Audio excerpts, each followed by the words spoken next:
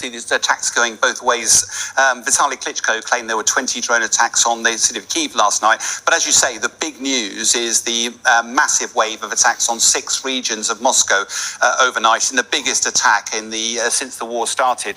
Now, you can see most of the targets are around Moscow and down to the south, close to Ukraine. But I'm going to draw your attention up to Pskov, which is just up near you. It's only about 20 miles away from the Estonia-Latvia border to the north there. And apparently there were 10 to 20 drones attacking up there.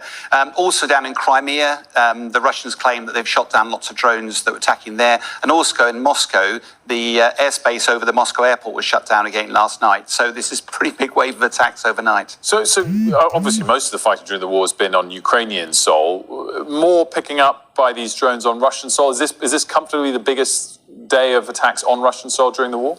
It is comfortably, and it's quite significant, I think, particularly. Is this a degree of frustration from the Ukrainians that they're just not making progress, or is it actually time to events on the ground? And I'm always suspicious of coincidences, and you look at exactly where the war is at the moment, almost certainly it is linked. Let's close in on Pskov, which is it's the home to the Ilyushin 76s, which is military, very large transport aircraft that are used to transport troops, ammunition, potentially vehicles and stuff like that. There's loads of them, but these are quite vulnerable. And actually up there, they haven't hidden them away. They've literally been in an open air base, not in hardened aircraft shelters. And the report suggested initially that the Russians said a couple had been damaged. Then later reports said that actually 2 of them had been destroyed or were blazing on fire, and that actually 4 had actually been damaged. These are strategic assets, so that is significant. But it's also linked to the war and the phase of the war. We're 12 weeks in to the spring offensive, and the front lines have been pretty static. But it's also drifting into 2 wars. One in the north, which is Kupiansk. That's where the Donbass, the Russians seem to be still on their front foot at the moment.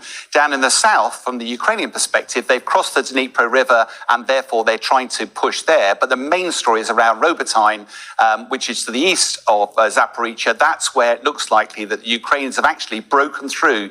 Remember those layered defenses we talked about? It looked like they've got through most of those. And if they are on the cusp of a major breakthrough, conventional wisdom, Russia would rush its troops in to plug the gap. And what looks likely they're doing with these drone attacks is forcing Russia to go, where do I put my reserves? Do I put them in Crimea?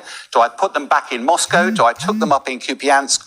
Or do I plug that gap? And that seems to be what the drone attack is about. So do you think we'll continue to see lots more of these drone attacks? I don't think they're going to have enough drones to be able to continue these drone attacks for any length of time. I think it's going to be a small window.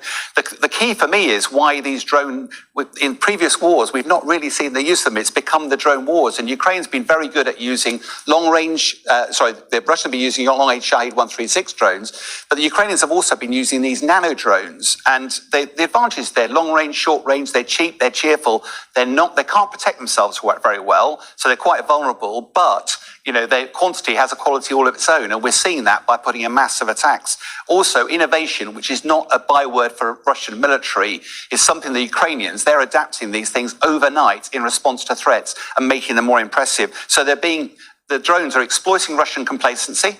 They're putting large aircraft exposed on airfields. They're being very good at psychological warfare. They're attacking